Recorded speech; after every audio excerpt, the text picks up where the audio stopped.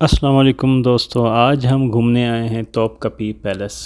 और तोपकापी palace 1460s में जो है वो बनाया गया। 1460s से लेके 1856 तक इसको जो है वो शाही ख़ानदान यूज़ करते रहे, जो सुल्तनत उस्मानिया के थे। हम आज इसको देखने आए हैं, एक्सप्लोर करने आए हैं। और ये फ्रंट गेट है, मेन गेट है पैलेस की एंट्री का। यहाँ से मेन एंट्रेंस है। टिकट हमने ले ली थी, यहीं पे ही गेट के बाहर ही एक इनका काउंटर बूथ बना हुआ था और वहाँ से हमने टिकट ली। 320 तुर्किश लीरा में एक टिकट था। उससे पहले मैंने सर्च किया था तो ये टिकट सस्ता था, पहले 180 तुर्किश लीरा में था, पर अभी इन्होंने फिर महंगा कर दिया है, 320 में हमें मिला। बहरहाल हमें तो घूमना था, इसलिए हम यहाँ पे आ गए और हमने टिकट ली और इंटर हो गए। यहाँ से स्कैनिंग गेट्स लगे हुए थे और ये मेन एंट्रेंस है पैलेस का। दरवाज़ों को देखकर ही लग रहा है कि शाहाना एंट्री और शाही महल सल्तनत उस्मानिया का। ये पुराना पैलेस का एक डिज़ाइन रखा हुआ था इन्होंने, सैम्पल। और उसके बाद हो सकता है जो है वो जो करंट जो पैलेस था जिस शक्ल में, वो उसका ये डिज़ाइन रखा हुआ है। और यहाँ पे इन्होंने एक ब्रीफली एक यहाँ पे टैग लगा के बताया है कि किस एरिया में क्या क्या चीज़ें मौजूद हैं।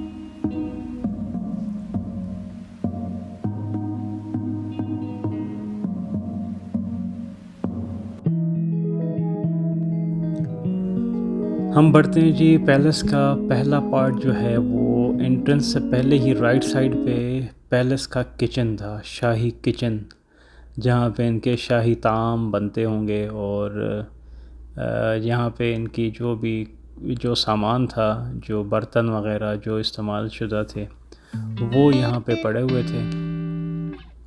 और ये शाही सुफ्रा यहाँ पे लगा हुआ था। अच्छा, यहाँ पे इन्होंने डिटेल लिखी हुई थी कि कौन से ईयर का किस सुल्तान का इस्तेमाल की हुई चीज़ यहाँ पे पड़ी हुई है। उसमें ईयर के साथ और वो जो पीरियड था वो मेंशन है कि किस सुल्तान ने ये इस्तेमाल की और किसके ज़माने की ये चीज़ है। कढ़ाई भी पड़ी हुई है, हो सकता है ये कढ़ाई भी खाते हों। बहुत सारा सामान था, बहरहाल इसमें आप देख सकते हैं।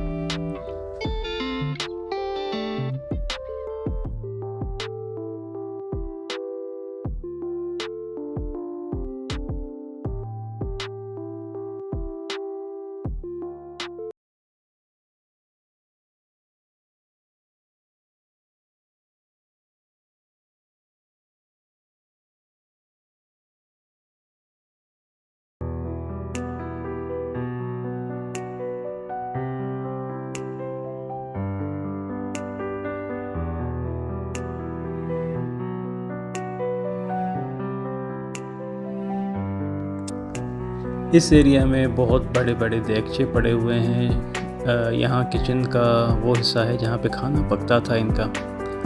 और ये शायद इनका शेफ़ था जो हेड था। इनके बर्तन आप देख के अंदाज़ा लगा सकते हैं कि ये यहाँ पे कितना खाना पकता होगा और किस तरीके से सर्व होता होगा।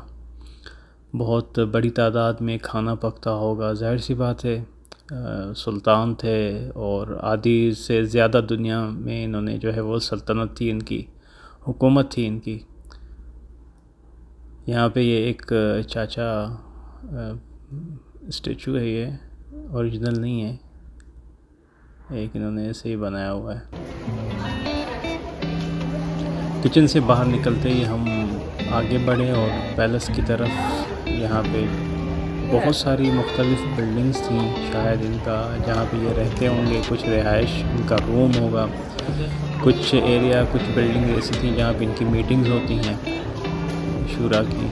और बहुत सारी एरियाज़ और भी थे। यहाँ पे इनका तख्त पड़ा हुआ था बादशाह का, और यकीनन ये इसका बेड ही होगा। अगर ये बेड है तो बहुत बड़ा बेड है।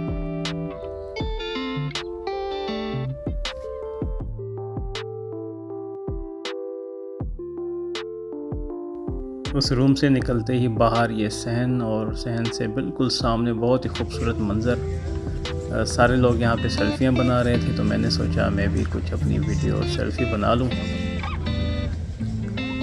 यहाँ से सामने से गलाटा टावर भी नज़र आ रहा था।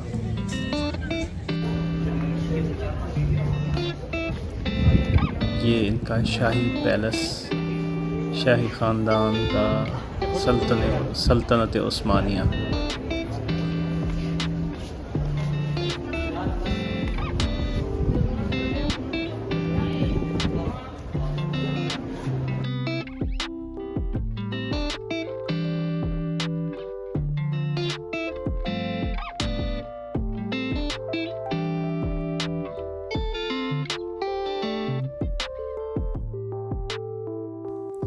इस एरिया में इनके जंगी सामान पड़े हुए थे। ये शायद हाथियों के सामने ये इसके चेहरे पे लगाते हैं, ये वो वाली चीज़ है।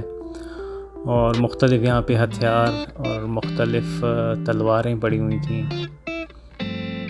इनकी तलवारों को देखकर अंदाज़ा लगा जा सकता है कि ये कितने ताकतवर थे। और इसमें लिखा हुआ है कि 16th सेंचुरी उसके बाद जितने भी आए हैं, और ये शायद ये जो बाज़ंतीन थे क्रिश्चियन, उनकी ये तलवारें हैं। और उन तलवारों को देखें आप कितनी बड़ी हैं।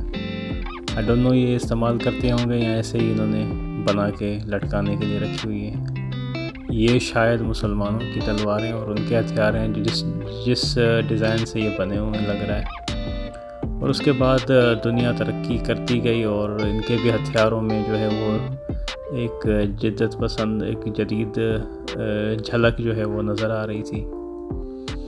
जदीद किस्म के डिज़ाइन के हथियार बनना शुरू हो गए और ये आप देख सकते हैं।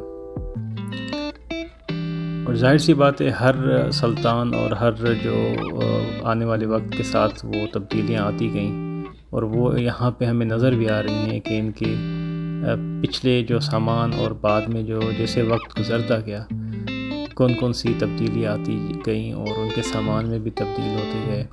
अब इनकी क्रोकरी और ये इनका सामान देखकर अंदाज़ा लगाया जा सकता है कि ये कितने शाही तरीके की ज़िंदगी गुजारते थे।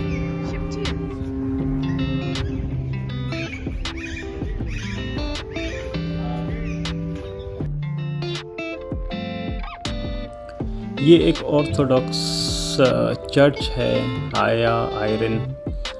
तो ये जो है वो तोपकपी के प्रीमिसेस में ही अंदर है। और जब सुल्तानत उस्मानिया के दौर में ये इस्तांबुल फ़तह हुआ तो ये तमाम जो चर्च थे उनको मस्जिद में तब्दील कर दिया गया। ये एक वाहिद चर्च था जिसको इन्होंने तब्दील नहीं किया। उसकी क्या वजह थी मैं नहीं जानता, पर ये it is the only one कि इस चर्च को उसी अपने सेम कंडीशन हालत में रखा गया था। और कुछ अरसा यहाँ पे जो है वो ये अपना हथियार स्टोर करते थे, जो जंगी सामान था उसको यहाँ पे स्टोर किया जाता था।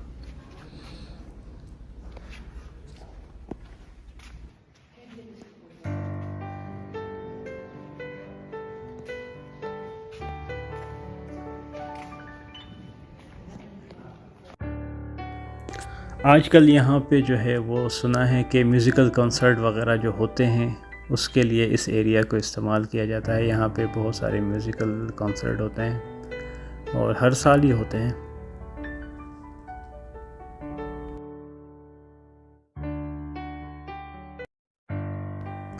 उम्मीद करता हूँ ये व्लॉग आपको पसंद आया होगा और आगे भी देखते रहिए, और भी मज़ीद वीडियोज़ आने वाली हैं। और